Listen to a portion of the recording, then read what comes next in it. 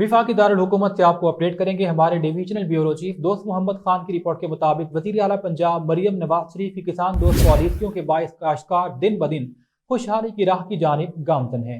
Green tractor scheme فی tractor 10 lakh روپے کی سبسڈی دی گئی۔ کسان دوست پالیسی کا منہ بولتا ثبوت ہے۔